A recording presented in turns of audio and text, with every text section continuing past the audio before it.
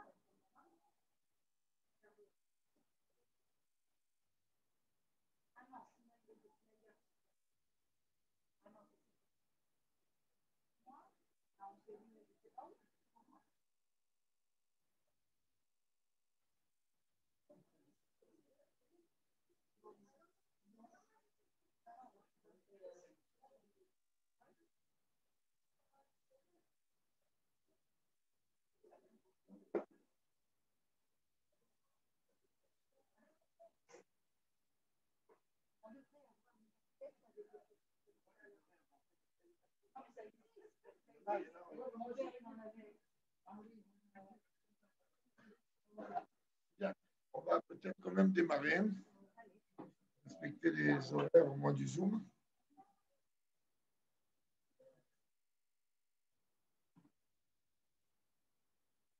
Bien. On va, avec l'aide de Dieu, démarrer le chapitre 9.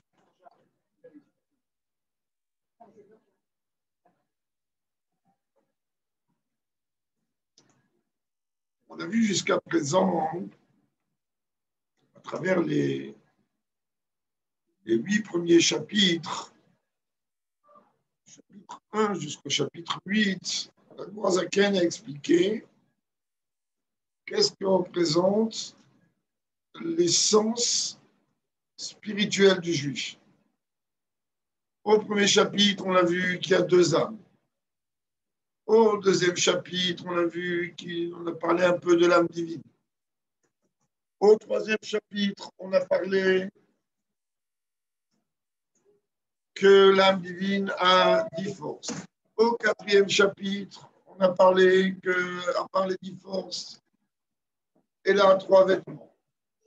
Au cinquième chapitre, on a parlé sur la relation qu'il y a entre l'âme et Dieu à travers l'étude de la Torah. Au sixième chapitre, on a parlé des connaissances sur l'organigramme, si l'on peut dire, de l'âme animale. Au septième chapitre, on a parlé de ce qu'on appelle Klipat Noga, c'est-à-dire cette force négative, mais qui est appelée lumineuse, qui contient du bien et du mal. Et au huitième chapitre, on a parlé de la deuxième catégorie des forces négatives, qui est appelée Shosh Klipot Atmeot, c'est-à-dire les forces négatives que l'on ne peut en aucun cas, en tout cas pour l'instant, jusqu'à que Mashiach se dévoile, être raffiné ou élevé. Du chapitre 9, qu'on va avec l'aide de Dieu démarrer maintenant, jusqu'au chapitre 17, la Mourazaken va venir nous expliquer l'affrontement qu'il y a en nous entre l'âme divine et l'âme animale. Alors, avant cela, Kamouvan, dans ce chapitre-là 9, il va d'abord nous parler du corps. Car lorsque l'on parle des ennemis de l'âme divine, on dit, on voit dans la paracha qui t'etse la milchama aloivecha. Lorsque tu sortiras en guerre contre tes ennemis. C'est un langage pluriel. C'est-à-dire que l'âme divine, lorsqu'elle descend habillée dans un corps, elle a face à elle deux ennemis. Le corps et l'âme animale. Seulement lorsque l'on dit deux ennemis, ça ne veut pas dire des ennemis à travers lesquels, face auxquels, pardon, elle n'a pas les capacités de faire quoi que ce soit. Au contraire, si telle âme X descend dans tel corps Y, c'est qu'il y a une relation étroite et directe entre les deux. Pas venir mettre un vêtement qui est trop grand ou trop petit. Un vêtement, c'est quelque chose qui doit être précis aux mesures de la personne qui le porte. Si c'est trop petit, ça va me priver de mes mouvements. Si c'est trop grand, je vais casser la figure au moindre centimètre, au moindre millimètre. Donc, l'âme divine, en vérité, lorsqu'elle descend dans un corps, elle a un corps fait sur mesure.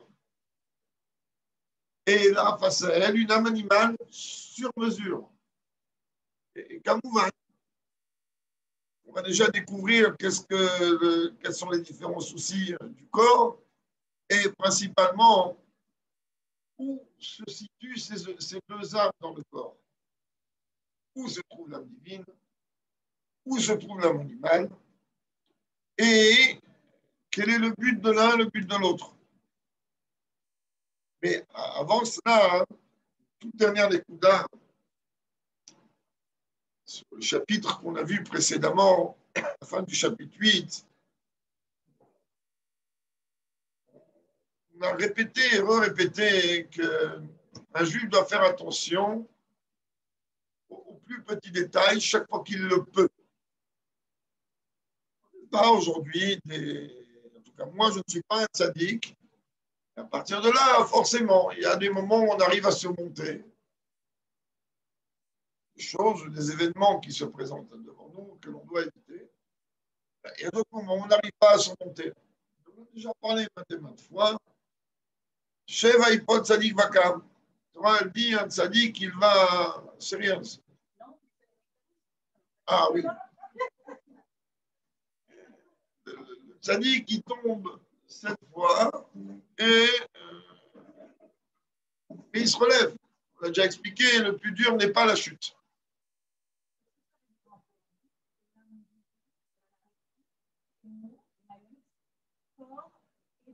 C'est clair. C'est clair. C'est clair. Ça n'existe pas, bien que c'est un terme que l'on retrouve dans les bouches de quasiment tout le monde, parfois moi inclus. Ah, le Yetzer Hara, il est trop fort. Ça n'existe pas de Yetzer Hara trop fort. On a tous une âme divine avec certaines capacités, des capacités qui se dévoilent d'une façon différente chez l'un et chez l'autre. Je dis bien qu'ils se dévoilent. Et on a tous une âme animale correspondante aux forces dévoilées de l'âme divine. Donc, plus on s'élève de niveau, et plus automatiquement l'âme animale, au début c'est un petit moustique, ça devient un éléphant. Au fur et à mesure que quelqu'un augmente. Si on veut donner un exemple, une histoire qui me vient comme ça tout de suite en tête, en règle générale, quand une chose me vient en tête, c'est pas pour rien.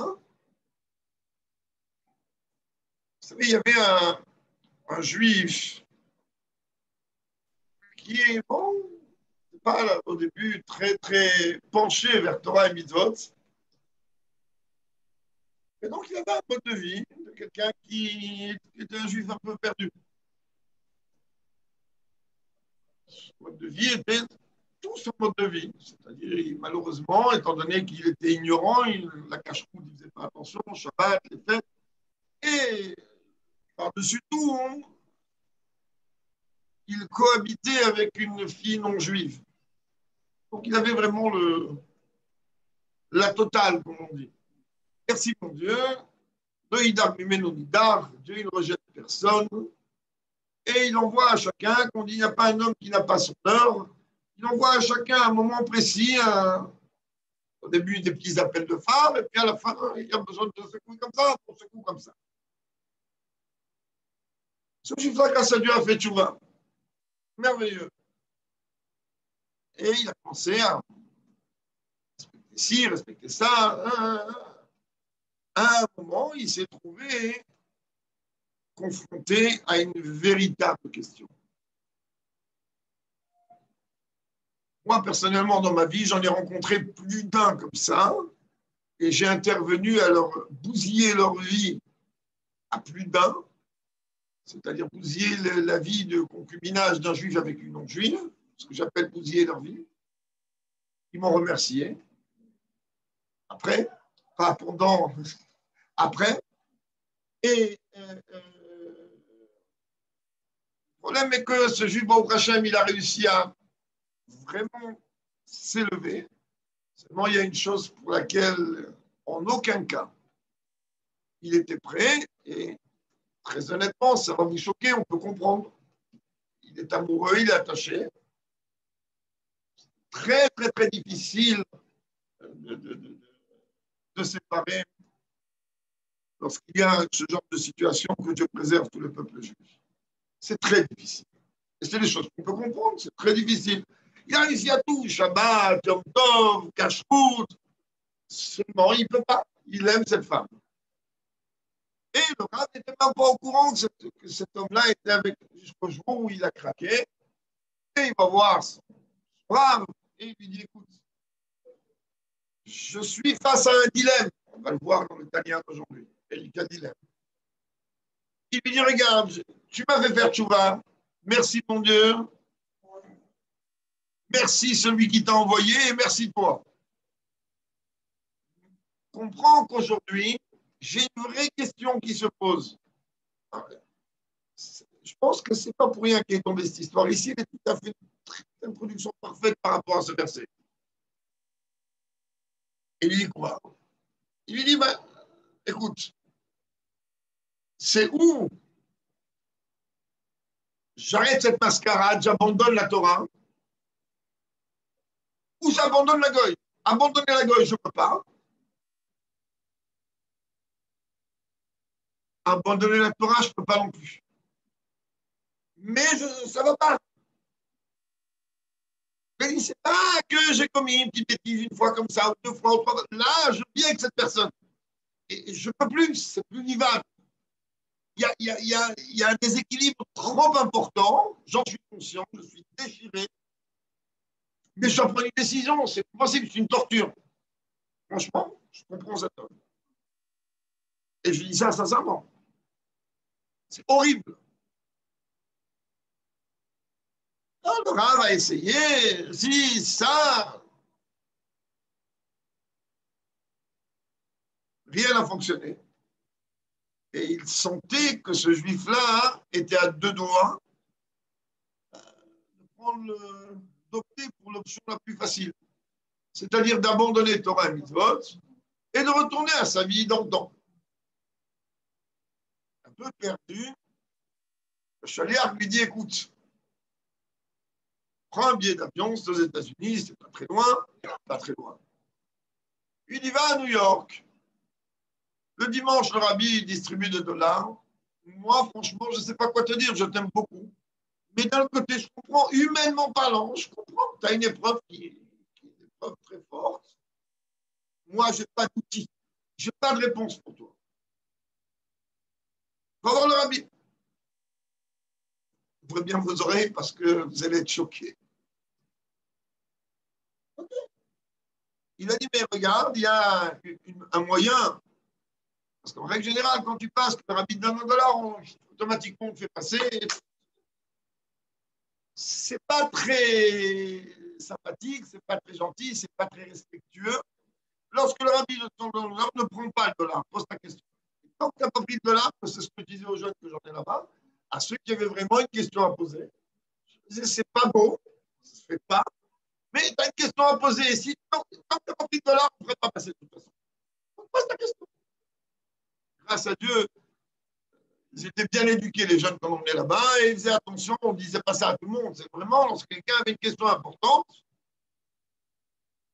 alors cet homme passe devant le rabbi le regarde et lui tend le dollar, et puis il ne prend pas le dollar, et là, il n'arrive même pas à parler, parce qu'il est à quoi, 30-40 cm du rabbi, il ford là, son âme wow, bouillonne en lui. Il a presque envie de se dire, mais je ne veux même pas poser la question au rabbi, la vérité c'est la Torah, c'est tout, mais... Et d'un autre côté, c'est ce qu'on va voir, c'est tout ce combat. D'un autre côté, il y a le visage de son ami qui est là, il ne sait pas quoi faire. C'est bien bon. Et en plein milieu de ces larmes, il dit au rabbi, il raconte au rabbi, il dit voilà, moi j'ai fait tchouba, il est content. Et je viens avec une goya et je l'aime, et je n'arrive pas à m'en séparer, et rien ne fera que je me sépare d'elle. C'est clair, net et précis. Je vous assure qu'un autre rave, il aurait jeté par la fenêtre. Le rabbi lui fait un sourire d'un père qui aime son fils. Et là, le rabbi lui envoie une réponse qu'il a laissée sidérer. Entendez bien. Le rabbi lui dit, je vous envie.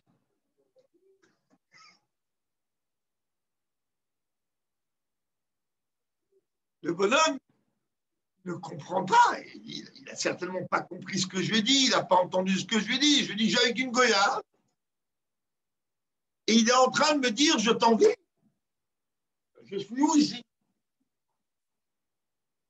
Et le rabbi, toujours avec ce sourire merveilleux, ce visage lumineux, il dit oui. Il voit que le bonhomme, il est perturbé. Il lui dit, je vous envie parce qu'à moi, ce genre d'épreuve ne me donnera jamais à surmonter. Et le fait qu'on vous a donné à vous à surmonter, c'est que vous avez une âme exceptionnelle. Il est sorti du Sevatsavati, il a appelé sa copine, il lui a dit, j'arrive, tu prends tes affaires, tu t'en vas, c'est fini. Ça n'a pas duré 10 secondes avec toute la douleur et la déchirure.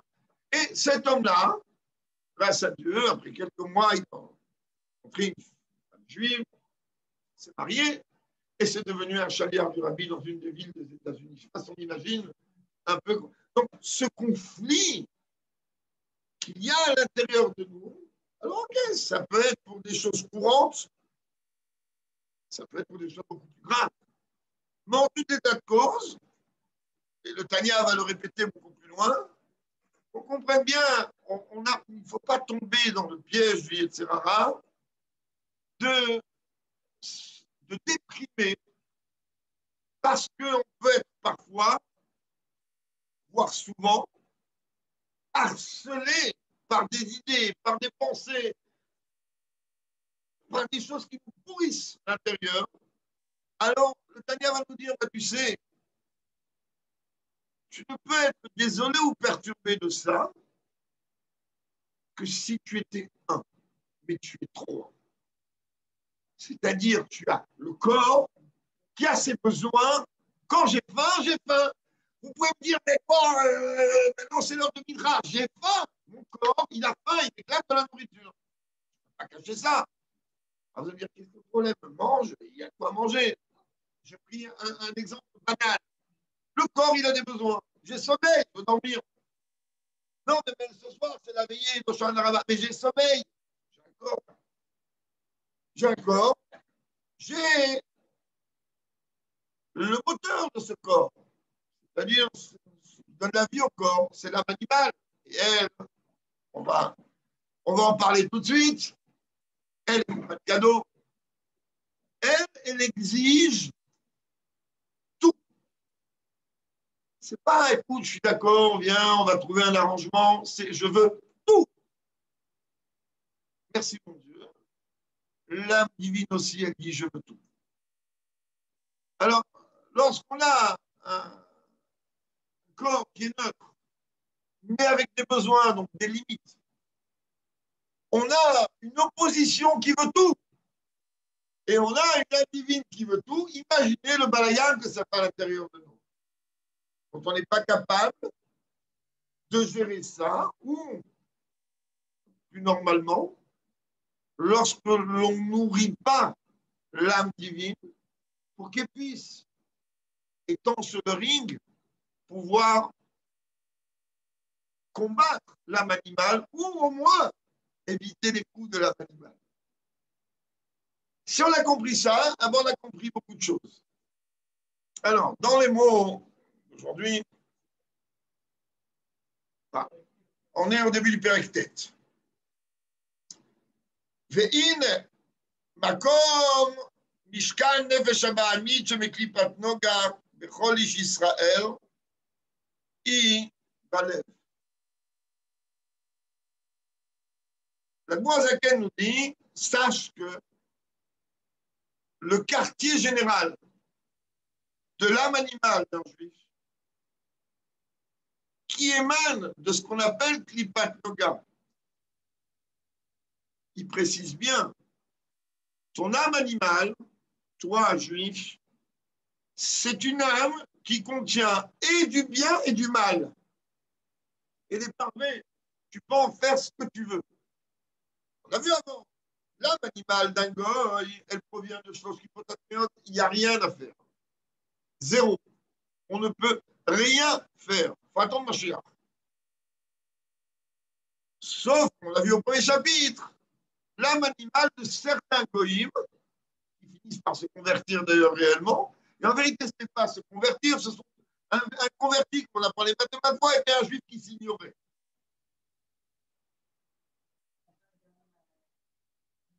Certainement pas. Ils n'ont pas d'âme divine en aucun cas. Ah non, non. On l'a vu au deuxième chapitre. Non seulement, non seulement qu'ils n'ont pas d'âme divine, mais même leur âme animale, donc l'âme de vitalité, ce qu'on appelle les péchés bamites ou les péchés chionites, l'âme de vitalité, elle ne provient pas du même niveau. Chez le juif, et c'est ce qu'il précise à Bourazakan ici, elle vient de Klipat Noga. Cette Klipa-là, cette force négative-là, est tirée de l'arbre du fruit de la connaissance du bien et du mal. Donc elle a du bien et du mal. Je peux, avec mon corps, accomplir du bien ou je préserve l'inverse du bien.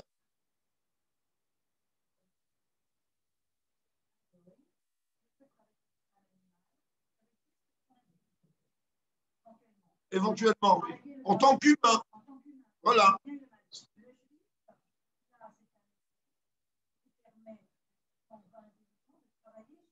Oui, et de servir Dieu. Et même les 7 lois noachides qui sont données aux Goïm, elles sont données parce qu'il n'y a pas une seule création et créature dans ce monde qui n'est pas astreint par les lois de Dieu, les lois du Créateur. Un Goï se doit d'appliquer les 7 lois de Noach. Rien à voir avec d'où elle vient son âme animale. Les lois de Noach sont des lois qui paraissent des lois de moralité, des lois morales. Croire en un créateur, appelle-le Dieu ou pas si tu veux, croire en créateur, élire des tribunaux, ne pas tuer, ne pas voler, ne pas commettre d'adultère, ce sont des choses de loi morale, des règles morales que n'importe quel intellect et cerveau humain normalement constitué peut comprendre et mettre en pratique. Dieu préserve. Dieu préserve. Ceci dit, et c'est pour ça qu'il faut être extrêmement prudent, nous n'avons strictement pas la capacité de pouvoir déterminer qui est qui. À partir de là, il se peut qu'on ait de face à nous un curé, d'accord, et ce n'est ni une exagération, et qui peut être un juif qui s'ignore totalement. Et surtout après la guerre, c'est extrêmement fréquent, puisque beaucoup d'enfants juifs ont été emmenés dans des paroisses et ailleurs. Donc aujourd'hui, personne ne peut venir pointer du doigt et dire celui-là, il n'est pas, il est. Il y a beaucoup de juifs qui s'ignorent aujourd'hui. Ceci dit, merci mon Dieu, Dieu envoie, comme on l'a dit tout à l'heure, au bon moment, un juif pour lui rappeler qu'il est juif. Des récits comme ça, il y en a à revendre. Et quand je dis à revendre, encore aujourd'hui, il y en a à revendre. Aujourd'hui, grâce à Dieu, les chourim sont éparpillés partout. Vous entendez des choses que vous n'avez même pas idée. Vous avez l'impression que ça sort tout droit des histoires du Baal Shem Tov. Merci mon Dieu. Dieu, il n'est jamais une neshama perdue. Il lui donne de l'aide à chaque fois. On comprenne bien. Un goy, au sens élémentaire du terme, son âme de vitalité, qui est l'âme animale, et une âme qui émane de Shlosh Klipotatmiot, c'est-à-dire qu'il n'y a pas de tikkun possible, il n'y a aucune réparation possible, et c'est un humain, c'est pas un animal, même s'il n'a qu'une âme animale, c'est un humain qui peut amener les corbanotes au Beth Amikdash et qui peut venir au Beth Amikdash prier Dieu, qui il n'y a pas de racisme dans le judaïsme. Chacun a sa place. Il peut venir en tant que goy, amener un corban, comme un goy qui amène un corban. Un goy qui reconnaît Dieu, mais c'est un goy. Au moment de ma chance, ce sera déjà les choses différentes.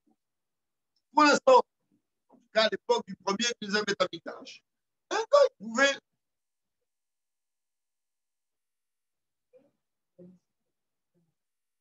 C'est pas que la mission. On comprenne bien hein, que même le corps du juif, quelle différence entre un corps juif et un corps non juif? Apparemment, aucun. Physiquement, c'est la même morphologie, pareil.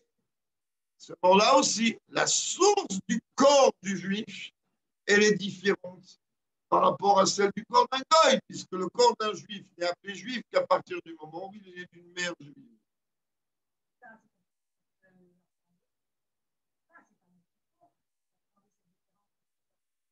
Mais nous, on ne peut pas, mais qu'on comprenne bien, à partir du moment où Dieu nous donne une mission, il nous donne les ustensiles, les kélim, pour pouvoir accomplir cette mission au plus haut niveau.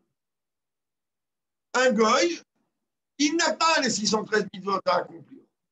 Il n'a pas besoin. C'est comme si quelqu'un qui a besoin d'un véhicule pour aller tourner dans la Tania, on ne va pas lui donner une Lamborghini Countach, une Maserati. On va lui donner une voiture électrique. Ça suffit largement. Il n'y aura pas de PV, il n'y a pas de problème de permis de conduire, très bien. Ah, quelqu'un que lui, il doit passer sa vie à surpasser la vitesse, on va lui donner une voiture de course. Chacun son rôle. On ne va pas venir donner Ça ne veut pas dire que le bonhomme qui circule dans la tanière avec sa voiture électrique, c'est un animal sur qui il faut cracher. C'est pas ce qu'on dit. Chacun a un rôle précis, chacun il a un travail précis. Et un juif, qui qu'il soit, à partir du moment où il est né d'une mère juive, à partir où il a été converti comme il se doit, ce qui va venir prouver qu'il était déjà là-bas, alors ben, le corps est différent, l'âme est différente, la source de l'âme animale est différente. Et en plus de cela, il a une âme divine, chose que le goy n'a pas.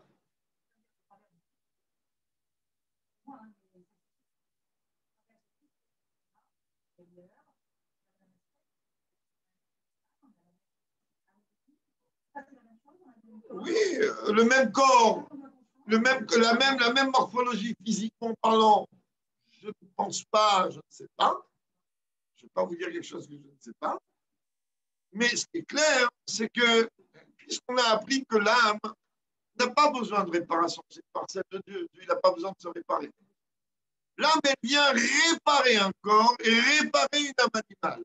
Tant qu'elle n'a pas fini, elle redescend. Donc ce corps, il revient. Je répète, pas forcément avec la même morphologie. Apprenez, il peut devenir parfois, l'âme peut descendre parfois dans un corps masculin, un corps féminin, il n'y a pas de sexe dans l'âme. Il n'y a pas, je suis une femme, je suis un homme. C'est une chemins. Ça, c'est déjà des Gilgoulim, c'est déjà autre chose. Mais d'une façon concrète, l'âme, elle descend. Elle a une mission. Il y a un cahier des charges. Et comme on l'a vu maintes et maintes fois, parfois elle va descendre que pour une seule mitzvah. Elle va faire 80 ans dans un corps, 80 ans, juste pour aider le voisin à traverser la rue. Parce qu'il lui doit une tête dans un corps antérieur qu'avec ce voisin, il y avait un problème d'Abat d'Israël, d'Arc d'Israël, je ne sais quoi. Hein. C'est des comptes sur lesquels personne ne peut rentrer la tête, c'est trop profond et trop compliqué pour ça. Mais Dieu ne laisse rien passer. Rien. Zéro. Il n'y a rien qui passe. Et donc, il a ses calculs, et ses calculs à lui dépassent totalement tout ça, c'est Dieu. Donc à partir de là, hein, il y a des méchants qui peuvent parfois, Dieu préserve, descendre dans le ventre d'une femme goy. Après, Dieu s'arrange pour qu'il se convertisse. À partir du moment où il s'est converti d'une façon comme la elle le veut, donc ça va être quoi? Un juif qui s'ignorait. Là, on va découvrir qu'il y avait une âme déjà, que c'est dans les signes des Shabbat, qui était emprisonnée. Ça, c'est des inanimes auxquels on ne veut pas réellement montrer. Donc, il nous dit que où elle réside, cette âme animale en nous? On a un corps. C'est que le corps est lui aussi d'une précision divine. Aujourd'hui, ça peut vous faire rire ce que je vais dire, mais aujourd'hui, on est habitué à la morphologie qu'on a là. C'est quoi? Pour nous, un corps humain, il a 2 yeux, un nez, ce que l'on voit aujourd'hui. Pourquoi c'est obligé de comme ça? Dieu aurait très bien pu faire qu'un homme, il ait un œil ici et un nez là. Et il bouge, je ne sais pas où. Il aurait pu, oui. Ah, aujourd'hui, on est habitué à cela. Habitué à cela, hein? C'est pas parce qu'on est habitué à cela que c'est si simple que ça. L'homme, la morphologie du corps humain est d'une précision divine au millimètre. Un architecte qui construit un univers, lorsqu'il va placer l'élément le plus important de sa construction, qui est l'humain, et raison de plus le juif, il va faire attention à chaque détail de son corps. Et nous, on a l'impression que c'est pas un corps, c'est ce que c'est un corps. Ça ne marche pas comme ça. Lorsqu'on dit que Dieu a créé l'homme à son image, c'est à son image.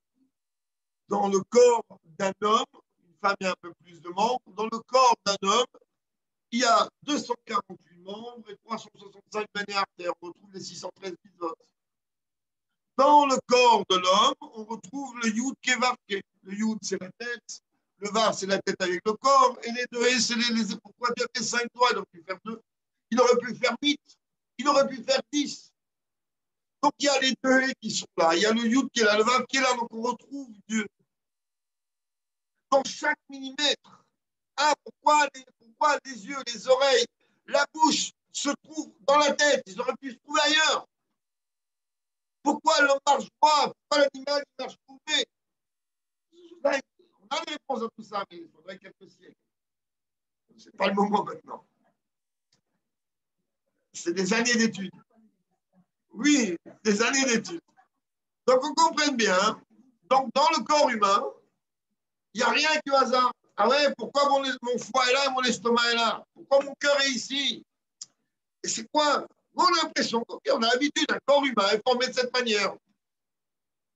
Le bon Dieu dit, oh, l'artisan, c'est moi. Alors, va étudier. Et tu vas comprendre pourquoi le cœur est là, pourquoi le là, pourquoi. Donc, puisque chaque chose est extrêmement précise, moi, Zakani dit va très bien, où se cache, en fait, ne se cache pas du tout, loin de là, où réside l'âme animale. Elle a bien un quartier général, et là-bas, de là-bas, elle donne des instructions. De là-bas, les instructions, c'est très facile. À la base, le véritable problème, il commence par la vision. Les yeux voient, le cœur désire, et le corps exécute. Mais les yeux, ils se travaillent de l'autre à tour. Okay, on peut tourner les yeux, on peut baisser les yeux. D'ailleurs, ça fait partie de notre travail quotidien, nous, en tout cas, tous les hommes, plus que vous, mesdames. D'être obligé de... On n'a pas un choix. Et plus on fera attention, et mieux ça vaudra pour nous. Par contre, si l'information elle est rentrée ici, qui est une caméra exceptionnelle, et elle enregistre tout, et ça cause des dégâts énormes, si l'information elle est rentrée à partir de là, la photo est prise, automatiquement elle va dans le cœur. C'est ce que j'ai vu. Ce sont des lettres de Torah merveilleux. L'âme divine, elle va puiser. C'est ce que j'ai vu, et Dieu préserve quelque chose d'interdit. L'âme animale, elle va se dire super. Donc, qu'est-ce qu'elle va faire? Il nous dit à Noazaken, la résidence de l'âme animale d'un juif qui émane de Klipat Noga, donc de cette Klipa-là, qui contient du bien et du mal, elle est dans le cœur. Très bien. Mais où? Par Halal Asmali. Ce qu'on va appeler le ventricule gauche. Chez Maledam, que lui, il nous fait un cours de médecine. Il est en vérité, vous savez que dans le cœur, il y a 2 ventricules, c'est pas nouveau. C'est ça. Le cœur est une pompe. Tout le monde le sait, je ne vais pas faire un cours de médecine, je n'ai pas fait de médecine. Mais j'ai un peu étudié le Tania. Donc, à partir de là, le cœur est une pompe. Il prend le sang, il envoie au cerveau, et il y a une partie qui est vide comme une pompe et une partie qui est remplie de sang. Là, on a l'impression que tout ça, c'est normal. Il n'y a rien de normal. Tout est calculé au millimètre.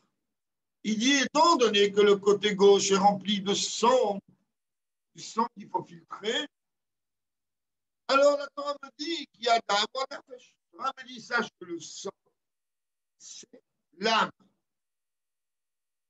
Et donc, à partir de là, de ce côté gauche du cœur, va émaner, quand la tavod, les paroles, les cases, les domaines, va émaner toutes les dimensions émotionnelles, je dis bien du côté gauche, négatif. Donc, de là va venir tous les plaisirs, tous les désirs, tous les orgueils, toutes les colères et tout ce qui en découle. C'est une émotion. Le cœur est un outil qui traduit une émotion. Et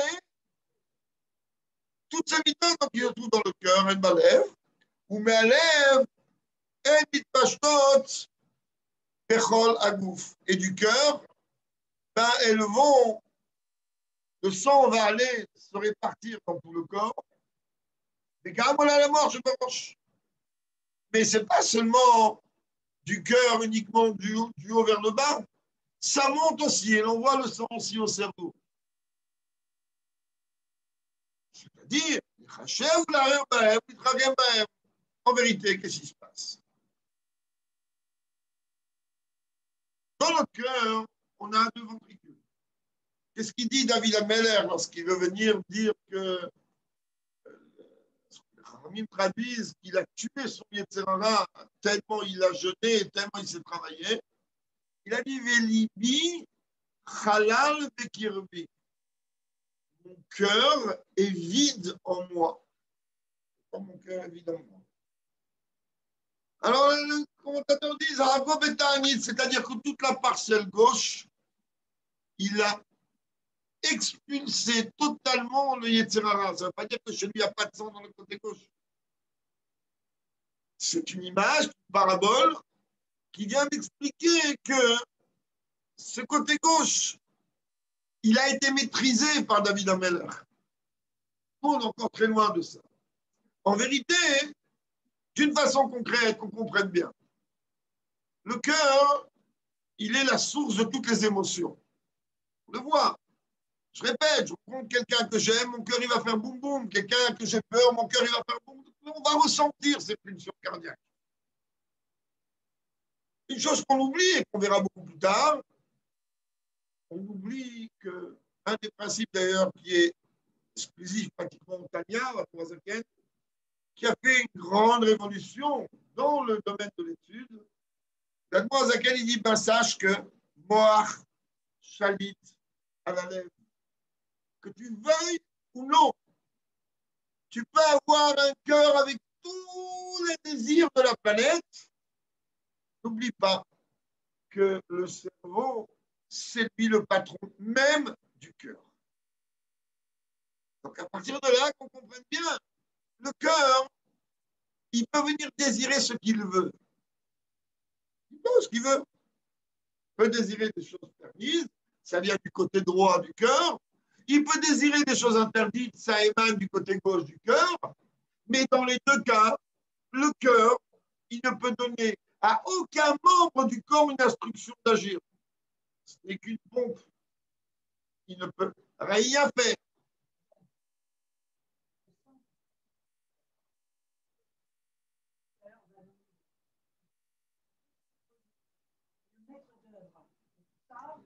Tout à fait. Et le cerveau, il y a quoi là-bas? Ben, c'est la résidence principale de l'âme divine.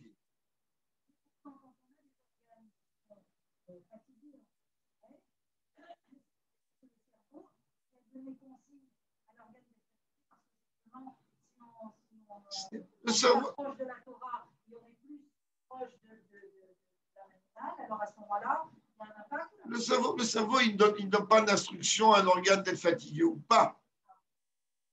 C'est nous qui le fatiguons un petit peu, voire beaucoup, par notre comportement. C'est de la même manière quelqu'un qui ne fait pas attention à un régime, automatiquement, il va se poser des problèmes. Le cerveau est un moteur, on comprend. L'âme divine est composée de 5 niveaux, de 5 parties. L'une des raisons pour lesquelles, entre autres, que chez Chabad, nous avons l'habitude, lorsque Dieu préserve, quelqu'un est en deuil et qui prie en tant qu'officiant, il a vu 5 bougies, vous avez pu voir ça maintes et maintes fois. Pour rappeler les 5 niveaux de l'âme. 5 niveaux de l'âme, il y en a 3 qui résident dans le corps, 2 qui sont complètement déconnectés du corps. Parmi les 2 qui sont déconnectés du corps, il y en a un qui fait la passerelle entre l'essence de l'âme divine et les 3 niveaux qui se trouvent dans le corps. Donc, il y a une connexion. Mais elle ne peut pas se faire d'une façon directe. Car le niveau le plus haut de l'âme, il ne subit rien. Ni ma fièvre, si j'ai Dieu préserve la fièvre, ni mes avérotes, ni même rien. Il est complètement dessus de tout. On parle ici du niveau le plus haut, il est pur, il n'a rien à voir. Lui, il ne donne que des forces. C'est comme dans ma kippa, il y a cette facette, il y a celle-là. Il y a une facette qui peut toucher mes cheveux. Alors, il y a le deuxième degré qui est en connexion avec le niveau qu'il y a en bas. Dans le niveau qu'il y a en bas, évidemment, ce sont des exemples, car l'âme, tout comme Dieu, car elle est une parcelle de Dieu, elle est dans tout le corps. C'est lorsqu'on dit que le quartier général de l'âme, la résidence principale de l'âme, est dans le cerveau, ça veut dire que là-bas, elle s'expose s'exprime beaucoup plus. Et les kamouvan dans tout le corps. Maintenant, il n'y a pas que dans le cerveau. Il y a 3 endroits où l'âme s'exprime. Moach, son quartier général, l'intellect, lève le cœur dans le côté droit du cœur. C'est là-bas où il y a le boxing avec l'âme animale et le foie. Car le foie est l'endroit dans lequel, effectivement, le sang est obligé donc de circuler pour se refaire filtrer. Et c'est assez marrant que lorsque nous prenons les initiales de ces 3 mots, Moach, Lev, Kaved, on voit Melech. Donc l'âme, elle règne dans le corps. Elle règne car elle détient en vérité l'unité centrale. Elle est en vérité basée dans le QG le plus merveilleux du corps. Le cerveau.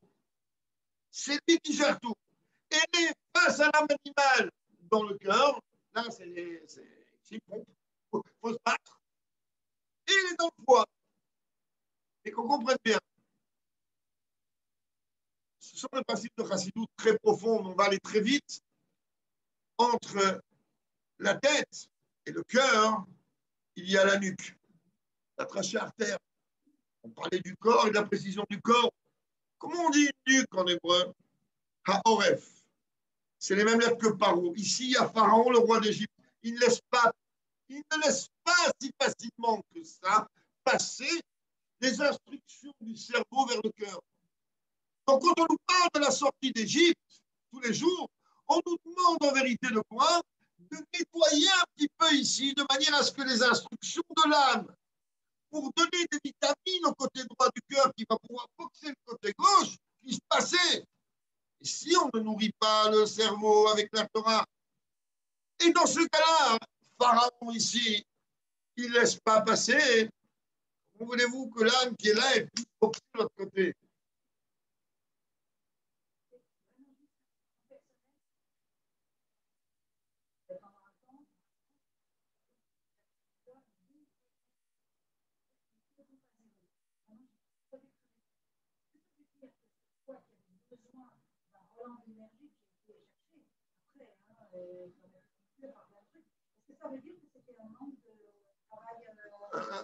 Un manque tout simplement de passation d'instruction.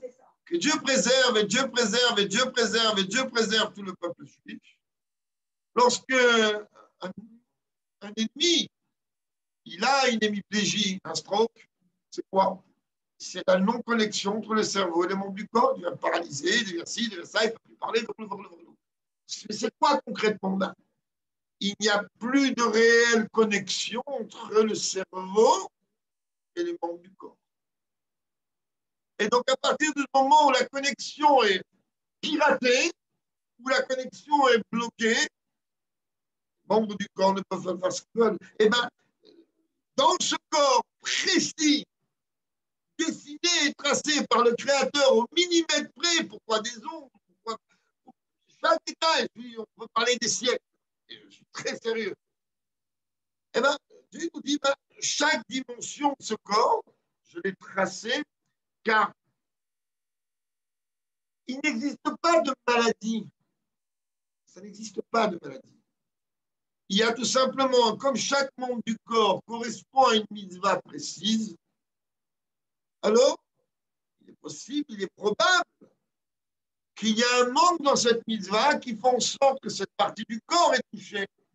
Je vais vous donner un exemple personnel. Et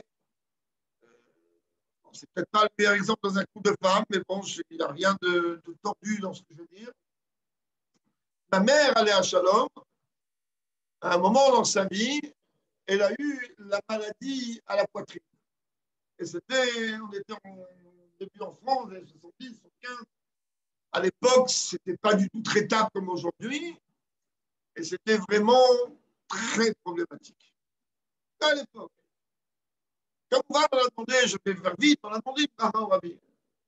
Juste pour rappeler, mon père, était Dayan. Chez nous, la cache-route était au top niveau, chaque chose était au maximum qu'un humain peut faire. Des erreurs, tout le monde commet. On a demandé au Rabbi.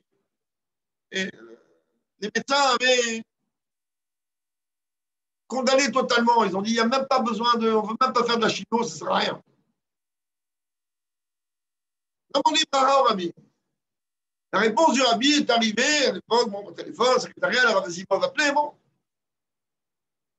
Il faut être encore plus scrupuleux dans les séparations entre lait et viande. Comme cet organe qui est en vérité de la viande et qui donne du lait. Alors, chez nous, au Hachem, c'était extrêmement strict. Vous comprenez que extrêmement strict chez Sfarad, les Sfaradim ont beaucoup plus de coulottes que Chabad dans les lignes animes de lait et de viande. Ce qui est totalement permis pour un séparate. Je ne dis pas qu'un séparate comme une Avera, ne me faites pas dire ce que je ne peux pas penser. Mais il y a une façon de faire différente. Et le Rav Azimov a dit, je sais que chez vous, il n'y a même pas à discuter comment c'est, mais dans ce cas précis, il va falloir monter d'un cran. Mon père, qui était un homme très juge rabbinique, en général, il ne faut pas de... Il a dit tout ce que le rabbi dit, on va faire. Il a tout jeté, toute la vaisselle, les cuisinières, tout. Et il a dit maintenant, on va faire comme chez Chabad, parce que c'est beaucoup plus strict. Beaucoup plus strict. OK. Moi, j'étais avec ma mère, je suis témoin, ce n'est pas quelque chose que j'ai entendu parler. Le médecin, il lui dit, allez, on était à l'hôtel Dieu, à Paris. Ça, il dit, allez faire une radio, et puis monter, mais le médecin, regardez ma mère, elle va dire, pauvre madame. Là, on fait la radio, je prends la radio, je tiens la radio et je fais monter ma mère chez le médecin docteur Zeytou. C'est une histoire qui a plus de 40 et quelques années, sans dans ma tête avec les détails. Je donne la radio au médecin. Ça, il voit ma mère, il dit, comment ça va? Il dit, grâce à Dieu, il dit, comme ça, genre, j'ai vraiment de la peine. Bon, genre, on fait comme ça, ces choses-là, mais il n'y a rien à faire. Je prends la radio, je revis ça comme si je l'ai vécu il y a même pas une heure. Il la met dans le truc là-bas, il allume la lumière, il regarde, il dit, jeune homme, vous avez pris tout cette radio? Je lui dis, ben, je ne sais pas, moi, c'est l'infirmière en bas qui t'a donné. Et il me dit, mais c'est pas celle de votre mère, après que j'ai du temps à perdre. Alors moi, je dis, mais excusez-moi, docteur, il y a marqué le nom de ma mère en bas dans la radio. Il m'a dit, c'est une erreur, c'est impossible, ça ne peut pas être la radio de votre mère.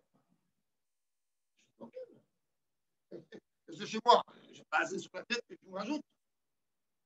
Il me dit, allez, venez, on y va. On est descendu, il a tout bousculé tout le monde. Hop, il y a une radio devant moi. La radio, elle sort, c'est passé sous mes yeux. Je prends la radio, elle fait comme ça. Il n'y a que Dieu dans le monde. Je dis, je ne sais pas, il n'a plus rien, je ne sais pas ce qui se passe. Je ne sais pas ce qui se passe. Je ne sais pas ce qui s'est passé. C'était deux condamnations à l'inverse de la vie. Il a jeté la radio. Et je ne sais pas ce qui s'est passé. Je ne comprends pas. Je ne comprends pas. Donc là, on a par exemple un petit parallèle du lait et de la viande. Ça ne veut pas dire que dans tous les cas, c'est comme ça que ça marche. Je ne suis pas rabbi et je ne peux pas me permettre de donner une règle générale. Mais voilà un exemple où les choses, on peut les voir d'une façon un peu claire. Voilà pour aujourd'hui, parce que voilà, qu'on n'entende que des bonnes nouvelles. Merci beaucoup, Rav. Amen, Toda Rabba.